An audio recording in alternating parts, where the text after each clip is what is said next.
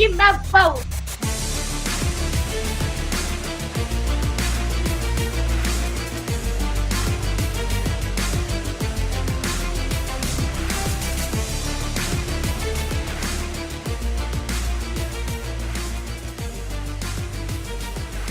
Court is in session with Ryan in Sacktown on If You Don't Like That. Now, Ryan in Sacktown. Oh, must be Rhino.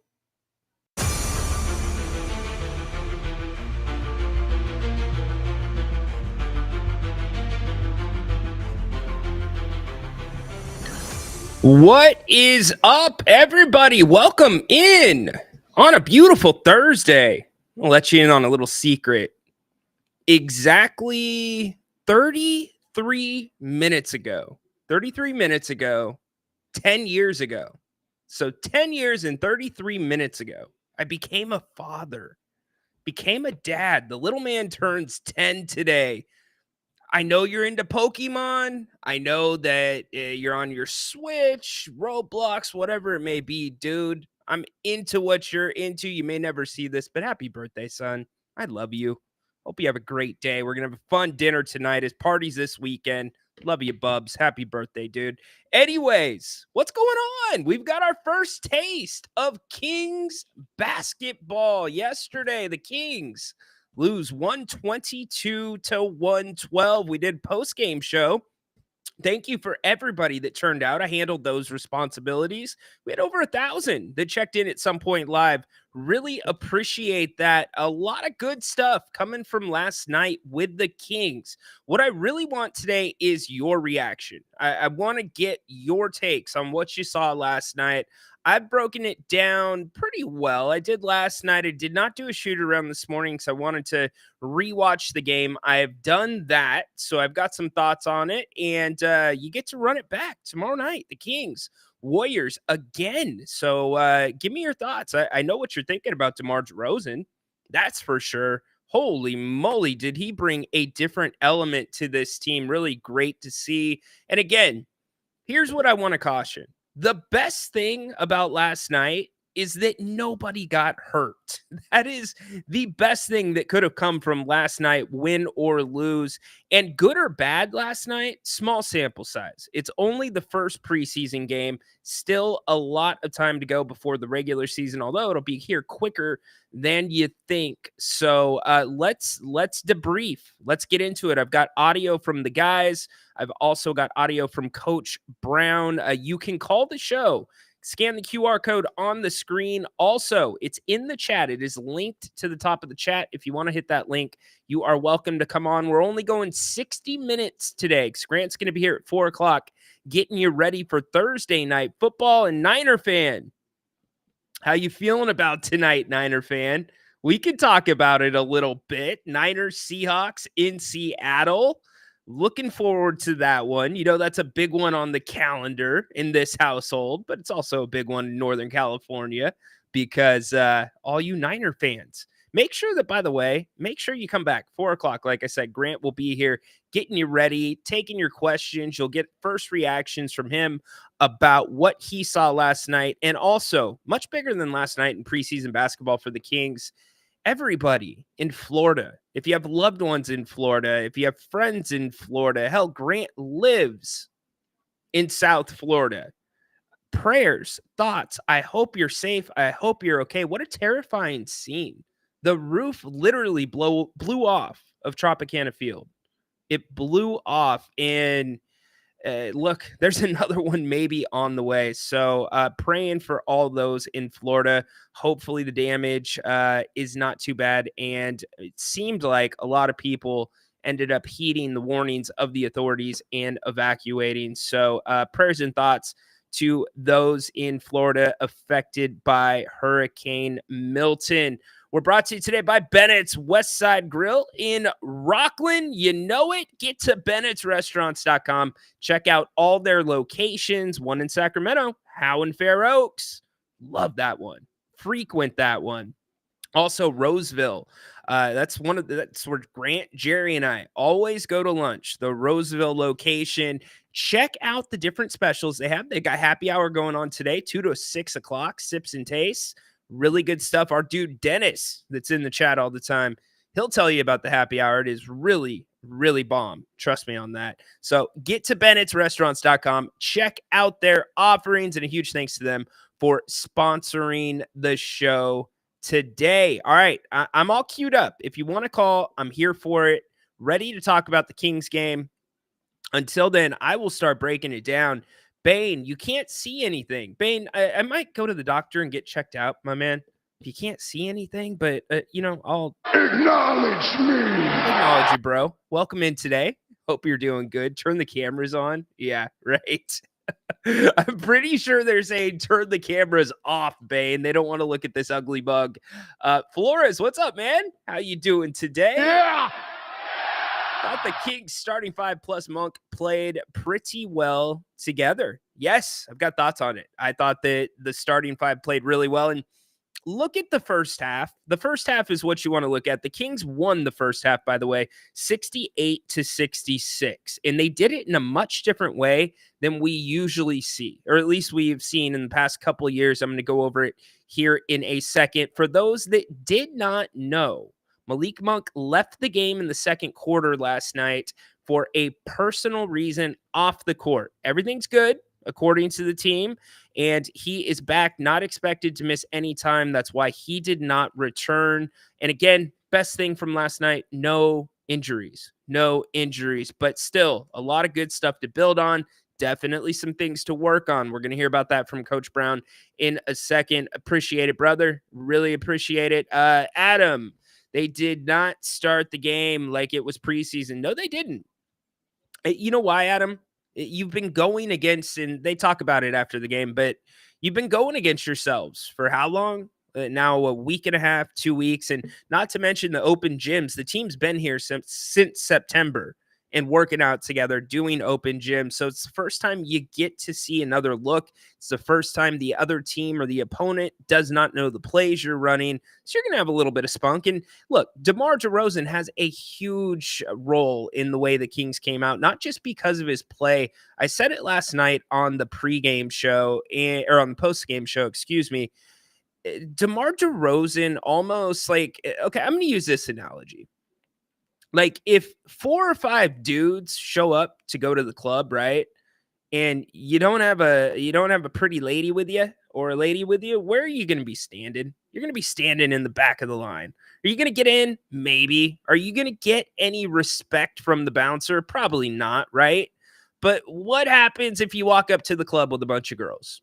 Yeah, you're getting right in. You're getting in for free. They're going to usher you back to the nicest section, try to get you some bottle service, right? And having DeMar DeRozan on this Kings team, and if you listen to the ESPN analysts in their pregame show, you heard some of them saying, Bob Myers specifically, he thinks that the Kings could be a decent threat in the Western Conference.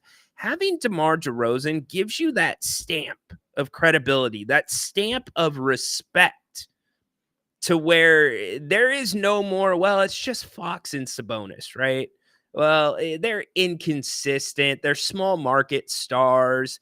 No, you have DeMar DeRozan on this team. You have to take them serious now.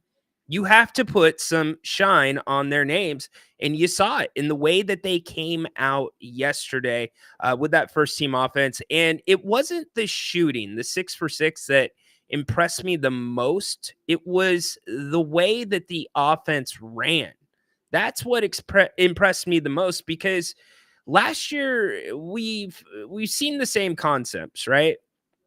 Where it's going to be a free-flowing offense. It's going to be positionless.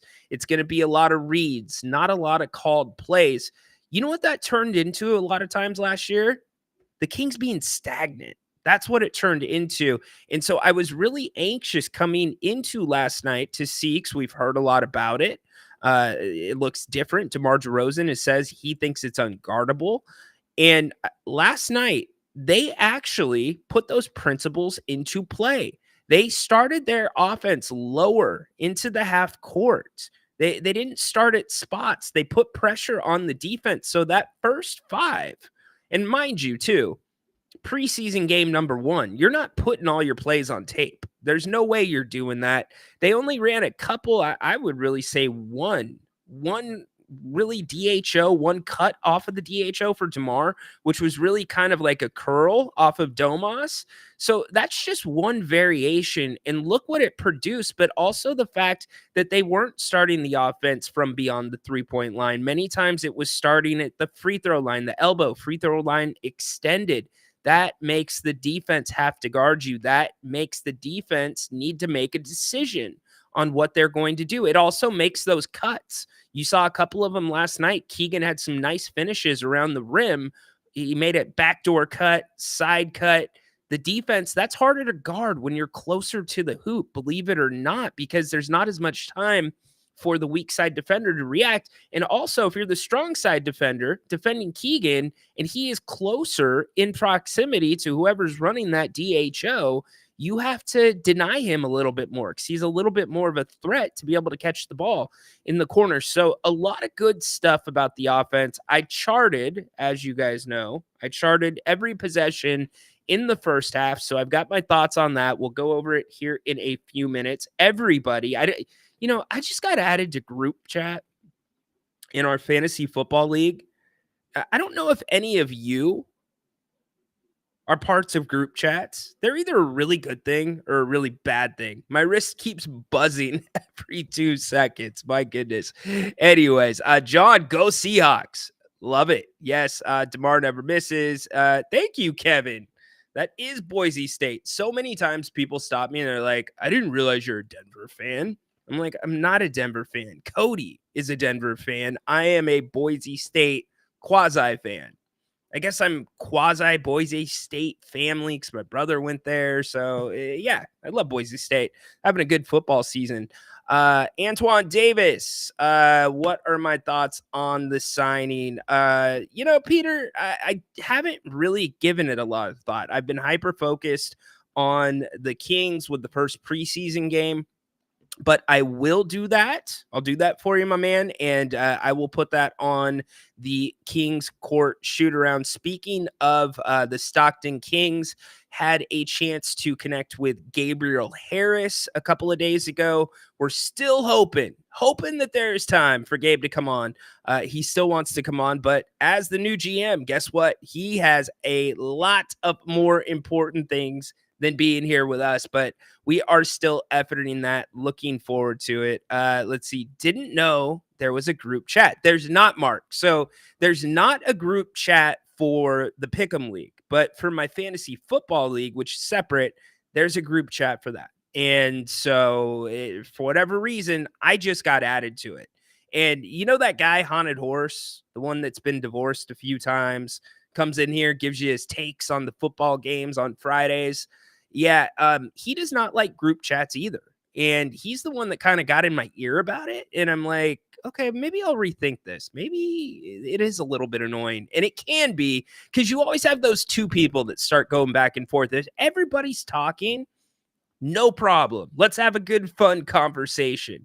But if it's just 2 people, take it to the private, take it to the one-on-one text message, in my opinion. Anyways, fantasy football group chat is the worst. Hey, I'll pose this to all of you really quick. Help me out here. Help me out with my fantasy football team, and we'll get back to the Kings. I got a trade offer. I got offered Travis Kelce for the Minnesota Vikings defense. Now, here's the caveat to that. The guy that's offering me the trade, he's a massive Vikings fan. And because I have a little bit of a bleeding heart, I'm like, oh, dude, should I let you have your defense? Once the Vikings get around to their second round of division games, that defense going to get figured out. I don't know. Kelce, is he going to get a bigger role in Kansas City? So help me out. What do you think I should do on that one? Give me your thoughts in the chat too. My pleasure, Peter. My pleasure indeed. All right, so let's talk some more about last night and what we saw from the Kings. DeMar DeRozan. Bane, My current tight end is, I just picked him up this last weekend. It's the Green Bay tight end that went off last week. So that's who I got. Ask for more, Kevin says. See, I love bouncing this stuff off y'all because you know what you're talking about. So DeMar DeRozan, we'll keep that side chat going in the meantime. We're only going 60 minutes today because Grant's going to be here at 4 o'clock. So if you want to call the show, now is the time. DeMar came out, had an excellent game, 15 points in 15 minutes, gave the offense a little bit of a calmness, do you almost want to say? Almost like it was running smoother. And again, small sample size, very small, but it looked good. I liked it. I mean, how can you argue? He was perfect from the field. Now, defensively, another story. The Kings struggled there. The Kings struggled, but I will give the Warriors a little bit of credit. They made some difficult shots in that first half. They were cutting hard. They were playing hard. And the Kings did overplay in some senses. They did not defend the three-point line as good as they should have. By the stats, you can tell that. But offensively, that's where my focus was going to be because that's the big question mark for this team. Defense, we kind of know what it's going to be. I mean, it's not expected to be great. It's not expected to be bad. I think it's going to surprise us on some nights and on others let us down. But offense, can we finally get back to a consistent functioning offense? We saw it in 22-23, the best offense per NBA offensive rating in the history of the association. Last year, not so much. Remember, pace is a big point of emphasis for the Kings this season. And it looked like the Kings, yes, it was. It's a great point, Mark.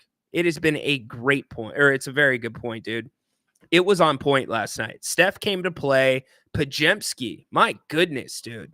Did he know that it was a preseason game? He played last night like it was the NBA Finals. Hell, credit to him. I love dudes that play like that. What's up, Paul? Welcome back to the show, dude. Look, we got Paul back. Yeah. It has been a while. Hope you're doing well, Paul. Good to have you back.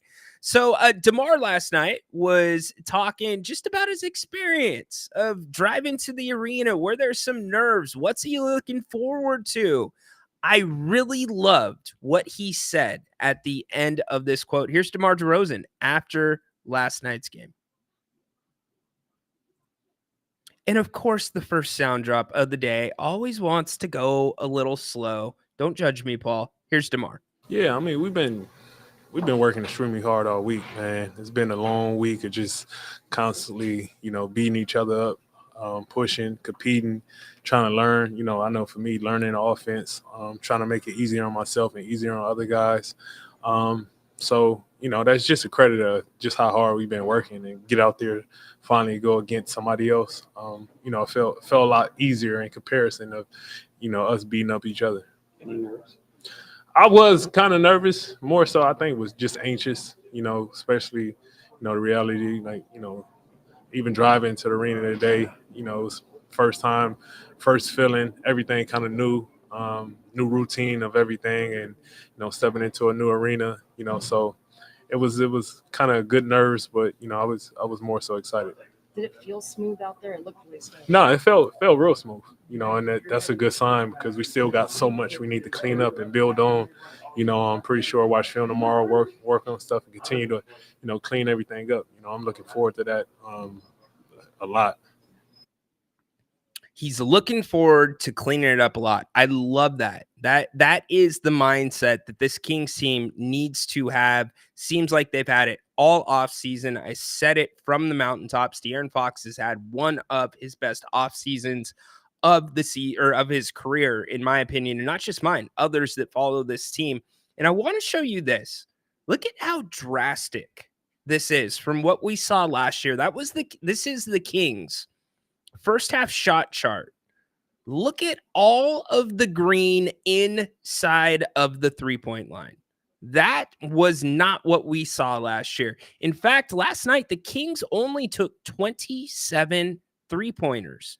Now, we don't know if that's enough. Does it need to be more? Here's what I do know. The Kings beat the Warriors and stayed with the Warriors points wise by doing it in the paint, doing it in the mid range. The Kings outscored the Warriors in the first half 24-10 in the paint. They finished 52-22 in the paint.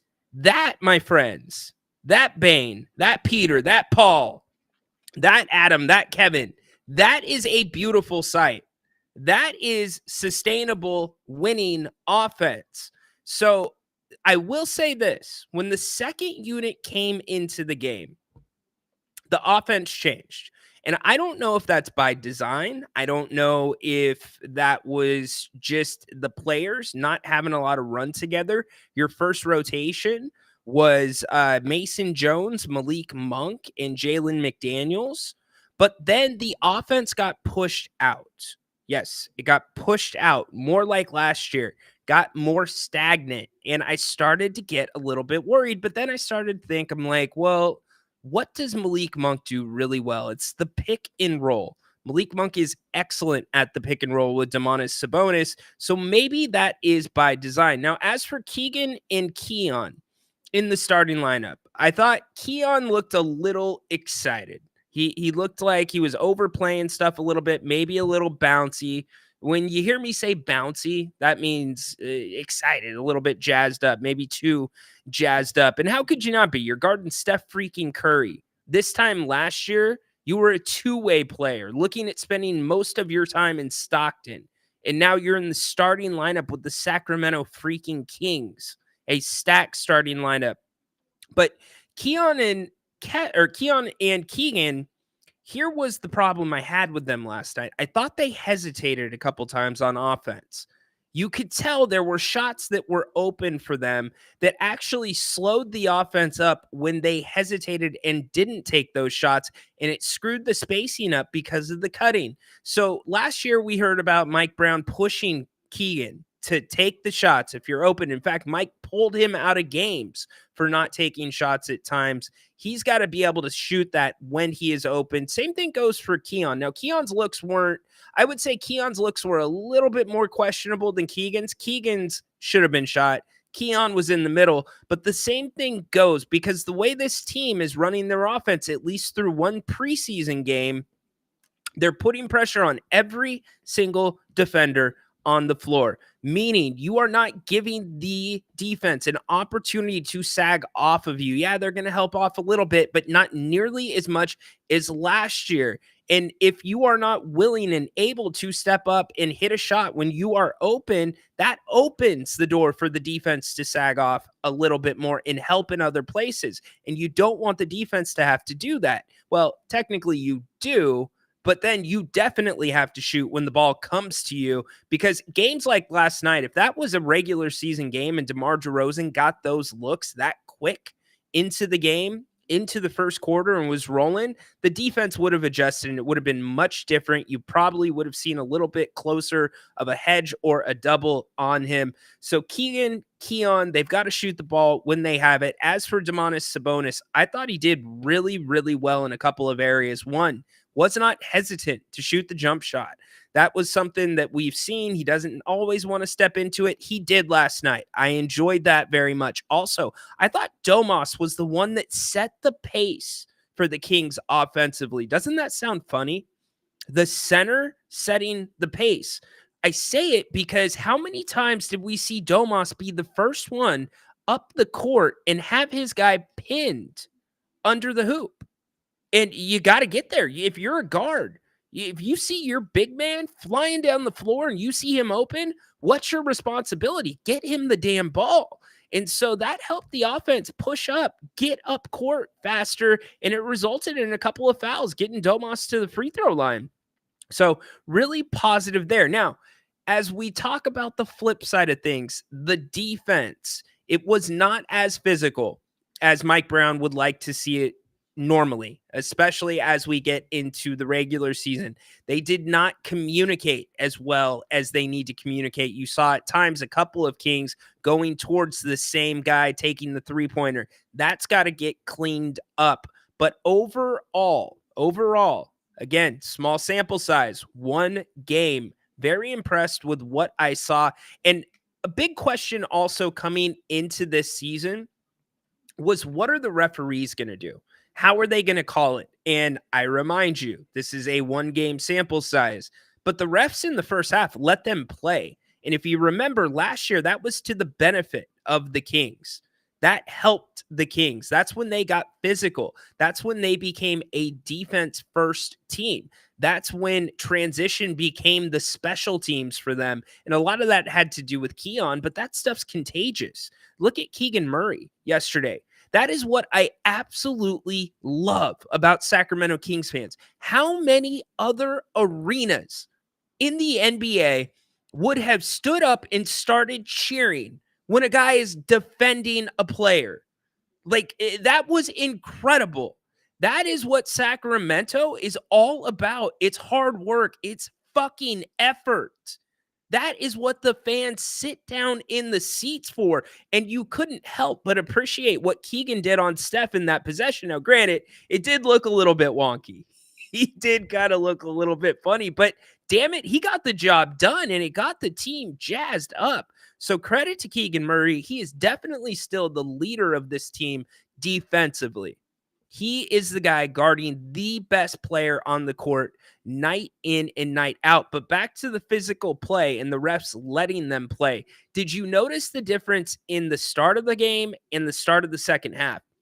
The younger guys were not able to play physical without fouling. The refs didn't change the whistle. It's just the veterans know the little things, the secrets. They know the little hooks you can get away with. They know the angles that the refs are looking at, and they know how to be physical without fouling. So that will come in time. That is what training camp is for. That is what the preseason is for. Here's Mike Brown. Here's what he had to say after the game about the Kings' performance. Man, thank goodness this is a preseason, because I think we would have been in the record books for threes made. So I'm glad this was a preseason game. Obviously, that's where it started for us. We did not do a great job communicating. We did not do a great job with our ball pressure. We did not do a great job with our physicality. And so they got open looks from the three-point line because we were bad with all of those things. When you're not up guarding your man and you're watching the ball, if he doesn't have the ball, if he moves, he's going to beat you because he knows when he's moving. So you're reacting to him. And so our physicality has to be better. Our communication in screening situations, whether it's on the ball or off the ball, has to be better, because we got cracked too many times. And then we wouldn't talk, and two guys would go with the guy that's diving to the rim and leaving a guy open, or vice versa. Our three-point defense, obviously shooting 54% from the three, was not good. And they took 52 threes because 30 of them were probably wide open, and they had no other choice but to shoot the three. Other than that, I thought offensively we scored 68 points in the first half, and our guys did a nice job trying to execute, trying to move the ball, trying to touch the paint and get the ball out. Did a great job with spacing, a decent job with our pace, and so there were a lot of good things offensively in the first half, and then we had a few bright moments in the second half on that end of the floor. But this game came down to, no matter who was on the floor, us being able to defend the three-point line, which we obviously did not do a good job of. Yeah, they didn't do a great job of it, but again, I give them a quasi pass in this sense. The Warriors, especially in the first half, made some hard shots. There was some good playmaking for a preseason game. Now, it wasn't the Warriors' first preseason. You know what, guys? Excuse me for a second. Yeah, this going away. I can't deal with the buzzes on my wrist. So, because what if it's school? What if it's my wife? Fantasy football guys, stop. Take it to the privates. Anyways, getting back to what I was saying. Shoot, they made me lose my damn train of thought. Fantasy football, my goodness. Anyways, getting back to it, the playmaking in the first half by the Warriors was really good. That was a high quality first game between two teams, the Kings playing their first preseason game. So very encouraged what I saw overall. Definitely some things to work on. I have some worries, which we'll get to here in a few minutes. Let's get back to the chat. Points in the paint with a balanced 3-point attack is a winning basketball. Absolutely. It is. And that, to me, and here's the other thing about it. Mike Brown has talked at length, Paul, about taking things off of Domas's plate, taking things off of De'Aaron's plate, and having that balanced attack, and then also having guys, i.e. Keon Ellis, that can do the little things, get in there, be a little bit of a bulldog. Mason Jones, now another young guy. I love Mace. Covered him closely last year in Stockton. Love his energy. It is contagious. You can't help but meet Mason at his level of energy. But he had 4 fouls in the first half, ended up fouling out in 17 minutes. That is a little bit of a concern, but he did have a couple of really good defensive plays. He got on the floor. He caused a turnover. I thought that was great. Those little things, take that stuff off of your star's plate. Now, the balanced attack with DeRozan offensively takes things off of De'Aaron's plate, takes things off of Domas's plate. In a sense, Domas gets freed up, as we've talked about, to run the floor, get down there, pin his guy down, get to the free throw line early. And how about Foxy? You know, Foxy was predictable last year. He was predictable, and it wasn't his fault. It was not his fault. The problem was you've got Monk who can make plays. You've got Fox who can make plays. You have Domas that can make plays. Outside of that, you have finishers. And so the spotlight is directly on you, to the point where the light is burning your skin. So you hyper focus in on what that guy's strengths are, what their guy's weaknesses are, and you know what they're going to do. They only have a couple of options usually, especially when the offense gets stagnant. So fast forward back, or rewind back to last night. The times that the ball came to De'Aaron on the perimeter, he blew by his defender many times. That floater looks like it's getting so much better. It's balanced, and it gives you numerous ways to attack a defense. And I love it. Again, small sample size, very small. Not going to look like this every single night. But Kings fans, I said it last night on the postgame show. If you look at the market of free agents this last summer, and you look at the Kings' budget, and you're realistic, is there a better fit than DeMar DeRozan for what this team needed? And it was the mid-range, as Paul said, as many of you have said, because the Kings were not bad from the mid-range last year. They just didn't shoot a lot from the mid-range. So a big difference indeed. Yeah, Dennis, he did not break a sweat. Free throws were good last night, 13 of 15. The turnovers, again, I really like that. Malik Monk said in practice a couple days ago, you'll know, and I'm paraphrasing, you'll know things are clicking and we're meshing well when we're not turning the ball over. The Kings only had 4 turnovers in the first half. 4 turnovers in their first preseason game. That is damn good. You got to be proud of that. De'Aaron Fox commented on that after the game as well. Also, into the second quarter, they only had 1 turnover midway through the second quarter. So good things. The problem now, the thing that I'm looking at is what's going to happen at the forward position. Can Trey Lyles return to the court in time for the season? How does this look when Kevin Huerter gets into the fold? Can you maybe sneak him in to a preseason game? That will be we're yet to see if that's going to happen. He has not been, as far as I know, reevaluated yet. It's supposed to happen anytime. So he's been doing stuff in training camp, but nothing full go, nothing with the group unless it's non-contact. So can Kevin play a little bit of three? It's an ongoing discussion here in Sacramento. But who's going to be that four? Jalen, his minutes were okay last night. Nothing blew me away. I didn't think he was terrible, but I didn't think he was good or great either. Alex Len got a ton of minutes last night, which is good for him. He's got to be able to run, and he's shown the ability to run with this group in the last season and a half. So Monty McNair's left himself in a position where there's still flexibility. You don't have a bad contract on this team. So do you make a move? Scal. I don't think Scal looked bad last night. Scal has done some great things in Stockton since coming back to the organization. And Scal is partially responsible for the development of some of the younger guys, specifically Keon Ellis, Mason Jones. So he is an important part, but I don't know that he's a guy that's going to be on the roster. Orlando Robinson, he's got the MCL injury. He's out 4 weeks. What do you do with the back end of this roster? Who is going to be, besides Trey Lyles, in that backward forward spot? And I think that is still a question that is yet to be answered. Boogie Ellis last night, I thought Boog looked really good. What did you guys think? Boogie was in double digits, 10 points.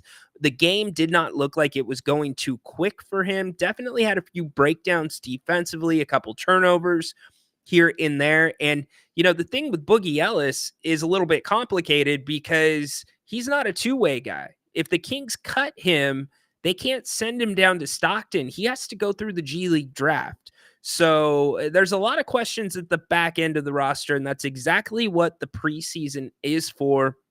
Looking forward to getting some of those answered for sure. Peter asking what defenses are available. I don't know because I took my watch off, Peter. I'm sure if I looked at that group chat, I would know everything and more about the league. Let's see, Paul. Yeah, free throws were good. Dennis, I thought the shots they made and shots they made, and it's not their first game together. Okay, I'll try to put that together for you, Dennis. I like the idea of the Kings playing zone defense. Yeah, Romanowski, Jerry and I talked about that. They're not going to, I highly doubt you're going to see any of that in the preseason. And one thing to remember about last night's game, both of these teams are small. The Warriors and the Kings, they're not big teams. So that also changed the pace of this game. And the Kings want to play fast. Monty McNair has said, Mike Brown has said they want to be back in the top 5 in terms of pace. But that's not going to be a typical, the way the Kings were asked to defend last night, that's not going to be asked of them night in, night out in terms of chasing cutters all the way around. That was almost playing like a Princeton style offense. That was almost playing an Air Force style offense that the Warriors were running, and credit to them. They looked good. They brought it. And that is a good test. That is what you want in the preseason. And I go back to this, no injuries for the Kings. I want to get back to the zone in a second because that is a really good thing to be talking about. 13 to 15. Yep. Just said that. Tough shots. Yeah. I agree. Movement without the ball is a la Coachy. Love Coachy. You know what pisses me off, Paul? That when the NCAA tournament was here, that they lit the beam for UCLA, but Princeton, Coachy's team, had a win, a massive upset. They go to the Sweet 16. You don't light the beam for Coachy's team? What are we doing here? What are we doing? What?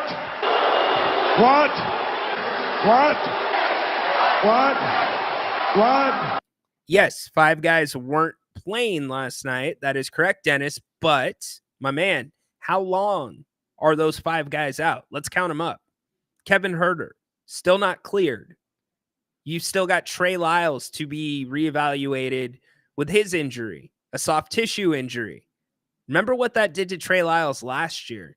That took him out for a while. The Kings started the season without him.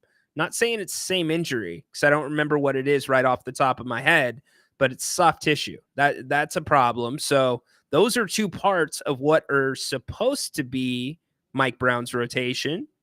according to the pundits, according to the talking heads.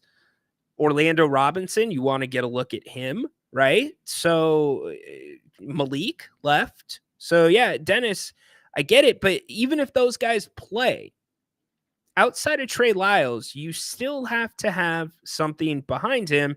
And I'm not convinced, and again, small sample size, that Jalen McDaniels is that guy. I need to see more out of Jalen, more than I saw last night. And I worry about the bigger teams in the West. And I know that's going to be where the zone defense comes in, Romanowski.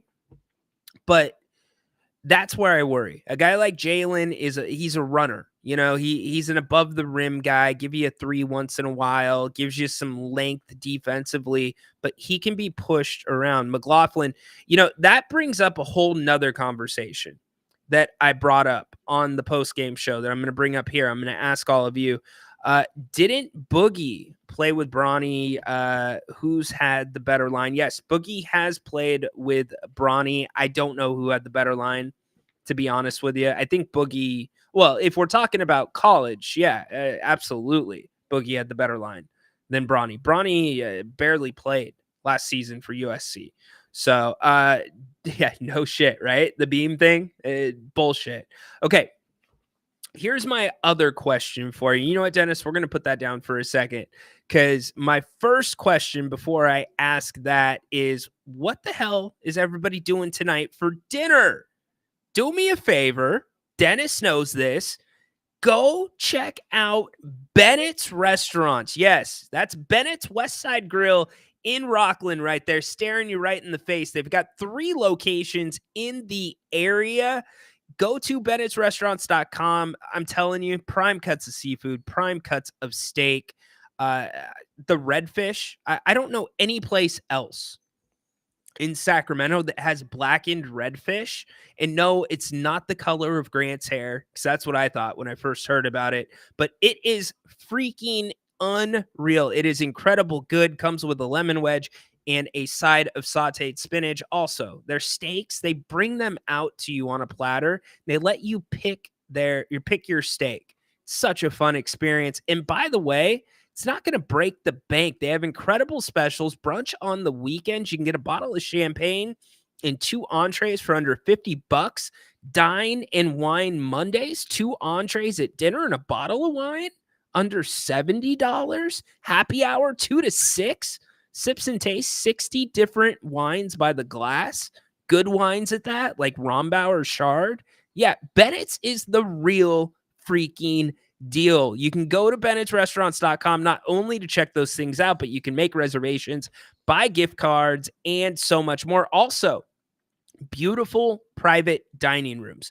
Beautiful private dining rooms. If you're having an office get-together, holiday party, give Brian and the team a call. They will reserve it for you. Huge thanks to them for sponsoring today's shows. That is bennettsrestaurants.com.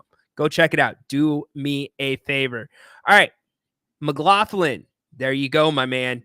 Now, here's my question after watching last night. This is one question that I wrote down. You want to read my questions? And my question is this. Do the Kings have a true point guard? I mean that. Top to bottom of the roster, do the Kings have a true point guard? And my follow-up question to that would be, is that by design? De'Aaron Fox, after the game, was talking about the offensive responsibilities, what is supposed to be done on offense, and I thought his answer was really interesting. Here is, this one is about defense. Excuse me. Let's get to De'Aaron on offense. So I wouldn't really say it was surprising. I think that first half only having 4 turnovers is definitely good. If you can keep that up throughout the entire season, you're in a great position. But I think I don't think our offense really surprised us now. Kings fans get their first taste of what DeRozan can bring. And so the offense doesn't surprise him. He did go on to say that everybody needs to know every position, with the exception of the point guard position. De'Aaron's got to have the point guard down for when they run set plays. But watching last night, And thinking about De'Aaron Fox's tenure in Sacramento, I'm not ready to say that De'Aaron Fox is a true point guard. I'm not. Now, he falls under the point guard category, certainly, but he's not a Chris Paul point guard. He's not one of those. He's not one of those guys that's setting other guys up. Tyus Jones. He's not. He's not what we had John Stockton, that kind of point guard, which is interesting to me. And that brings me to Jordan McLaughlin. And either is Malik Monk, and really either is Boogie to a degree. Look at how many threes Boogie put up last night. Now, again, thought Boogie looked really good in my opinion. But what's Jordan's game like? He didn't play a ton in Minnesota, although he shot the three well with a small sample size. But is that something that can benefit or would hurt this team? And it's something I think we should monitor as the season goes along, because I don't know if the Kings need a true point guard. Maybe they do. The way the ball moved last night, they're just fine, especially with that first unit. But that has been one of those big questions hanging over Kingsland over the past 2.5 seasons. Do they need a Josh Hart type? Do they need a TJ McConnell? Somebody that is administrating. I mean, a great example of problems when you don't have a guy like that is Phoenix. Think about what Phoenix was asking Devin Booker to do last season and look at their success. Not very good. So I wonder, what would De'Aaron Fox look like with a true point guard next to him? Think about that for a second. So a lot of fun things to get to. USC Boogie by far in college. Absolutely. I would like a steak, but I'm not in the 916. Kevin, next time you're in the 916, we will get you a Bennett steak, my man. By the way, we're going to do a Kings watch party for If You Don't Like That. It will be it'll be a road game, and we'll choose one of the locations. It'll be free to come out. Grant and I will do our broadcast from there. We'll do pregame, halftime. Maybe we could get Jerry Reynolds there live with us for halftime, and then do our postgame show and watch the game with all of you. So stay tuned to our X accounts. Make sure that you are subscribed to the channels. Most of you are subscribed to If You Don't Like That already, but if you're not, please give us a follow on YouTube. You will not be disappointed. There is more content there than you have time to watch. And we've got great specials, great interviews. Sean Salisbury comes on every Wednesday with Grant every Tuesday. Jerry Reynolds comes on with me on the King's Court. Make sure you're following that as well. So make sure that you're paying attention to us, because we are going to be doing a lot of fun stuff this season for all of you. And by the way, new merch is going to be dropping. New merch is dropping before the start of the season. Hopefully have it to you so you can have it on opening night if you want to be wearing and representing the channel. And yes, we are rolling out some Grant and Ryan merch too, as well as some Kings merch. So I don't know why you'd want to walk around with anything with my face on it, but it will be there. If you want to have tomatoes and bananas thrown at you. Let's see. John, guess what I'm doing for dinner? Asparagus. Asparagus, John. You are absolutely doing asparagus. We had Davion, but it's more so Fox. Yeah, Davion was probably the closest thing to a true point guard this team had. That's a good point. Don't have him anymore. It was interesting, though, what Jerry Reynolds said this last week on the show.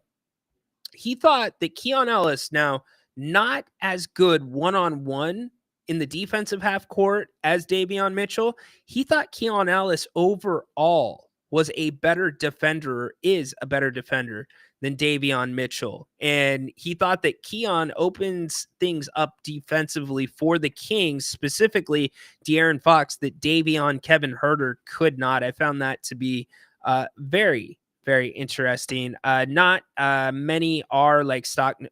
Stockton was a bad example. Good point, Paul. Keeping me in check. Paul. Damn, dude. Why you got to do that to the host, my man? Fox is a complete PH, offense and defense. Yes, he is a great player. Complete player indeed. Let's see. Keep them coming in the chat. If you want to give me a call, you are more than happy to. Would love to hear from you. Be moving to San Antonio sometime. Okay. Good for you. Domas, true point center. Yeah, he is a point center. Good point. Now, let's talk zone defense, close out the show really quick, because Romanowski brought it up. That is going to be probably the wild card for this Kings team defensively. The zone defense is really, really, really the wild card. And I say it's the wild card because as the Kings are currently constructed, they are undersized. No secret about that. But last year with the zone defense, the Kings actually did pretty damn well. And the liability of running zone defense is two things: giving up too many threes, although that's a give and take. You want teams to shoot a lot of threes. You want them to take shots out of sync or early in the shot clock. But the bigger liability with the zone defense is giving up offensive rebounds. Now, last year, that was not a problem. The Kings were second in the league at keeping teams off the offensive rebound or offensive boards. Can't talk for a living, can you, Ryan? They were also 12th at offensive rebounding themselves. So I'll say that again. Second in keeping their opponent off of the offensive boards, and that included them running some zone.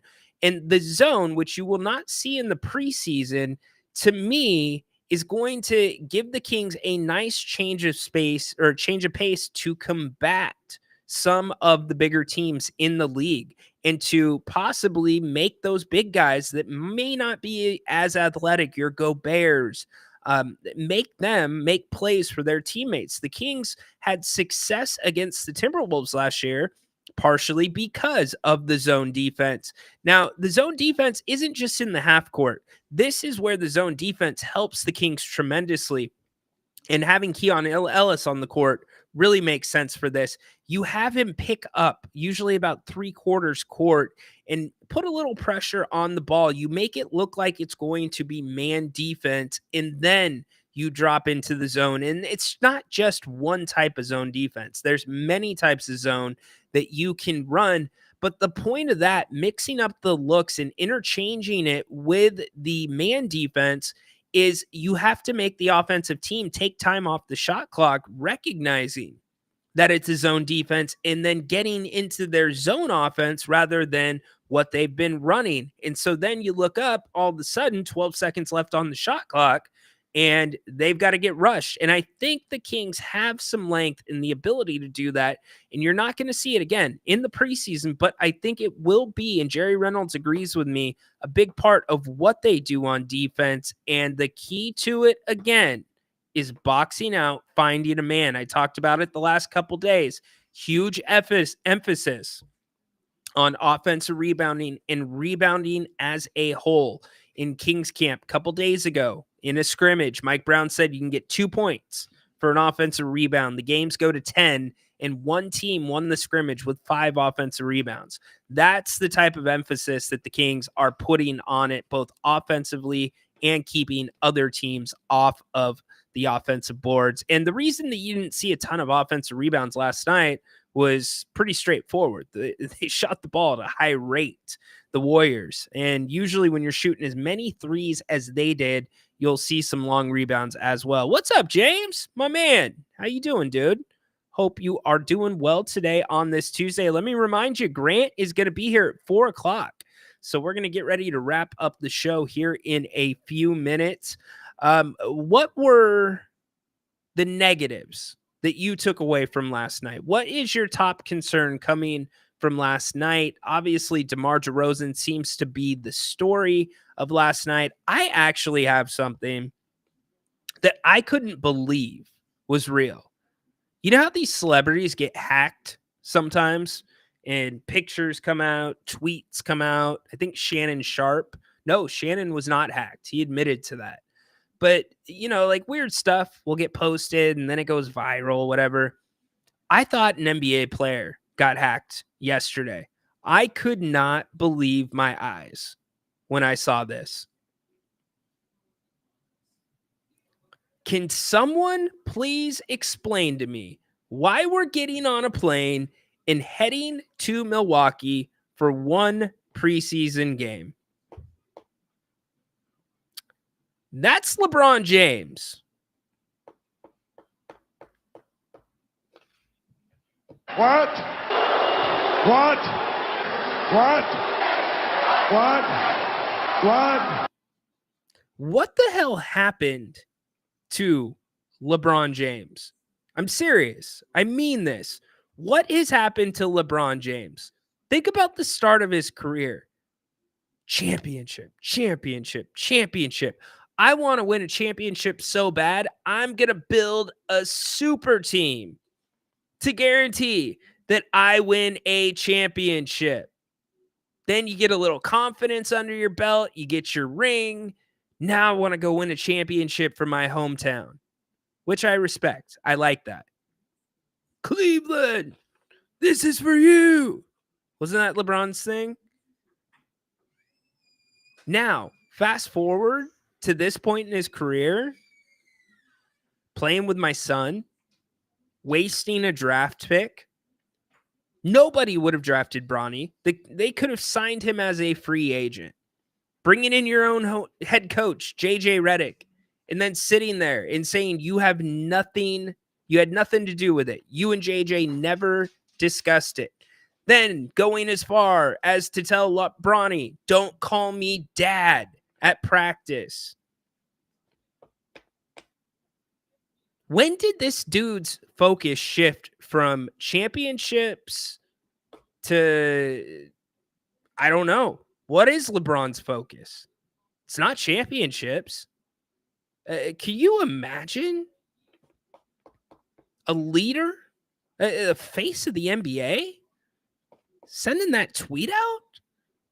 Like, are you kidding me? And I get it. I understand the context. Why are we only going there for one game? Here's the problem. It's on social media. We all know this. When you look at text messages, when you're looking at tweets, you don't know what the tone is behind it. It's awful. It's a terrible look. It's an awful look. I couldn't believe it when I saw that. I don't know. This LA team, I don't know what to expect from them. And quite frankly, if I'm Anthony Davis and Bronny James is on the active roster and Bronny James is consistently getting minutes, I'm going to want to trade. I'm going to ask for a trade right now because Anthony Davis is near the end of his, he is closer to the end than the beginning of his prime. And obviously LeBron James has his mind elsewhere, otherwise, other places than basketball and winning a championship, ownership, other things, business, playing with my son. Now you don't want to get on a plane, which you get paid how much money to do? A private plane? And go stay in a Ritz-Carlton and play a basketball game? Get the hell out of here, LeBron. It's garbage, man. Don't you think this is like the time LeBron should be zipping it? You can't take this Lakers team serious. You can't. It's a joke down there. I hope I'm wrong. And you know who the victim in all this is? It's Bronny James. Bronny James didn't ask for any of this. He went through a really tough medical situation. He almost died, right? I love the fact that he is healthy enough to play basketball. I love the fact that he's trying to be his own player, his own person. You know who won't let him be his own person? That guy right there. What do you think Bronny's thinking? Dad, did you... What? So you're a leader, Dad? You freaking kidding me? Get out of here. And by the way, as for Bronny, you want my take on Bronny? The G League needs him, and Bronny needs the G League. That is exactly where Bronny should be. That's where he should grow.